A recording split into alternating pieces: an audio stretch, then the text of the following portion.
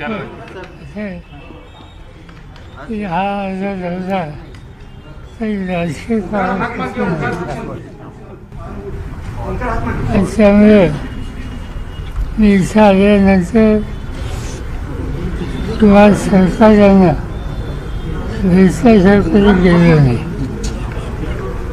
पण हा दौरा सगळ्या समाजासाठी आहे. आणि दुसरी गोष्ट अशी आहे, जिथं मला जायचं आहे इचलकरंजीला, तिथं तुमचे काही स्थानिक सरकारी व्यवस्था आहेत. आणि त्यामुळे यावेळेला कोल्हापूरकरांनी आम्हाला सुट्टी द्यावी.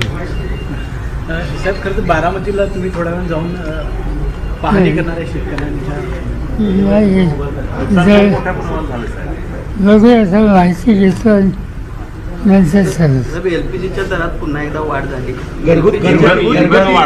तब्बल 29 रुपयाची वाढ झाली आहे. महागाई खरं तर तो असे सातत्यानं हे दर वाढवतात.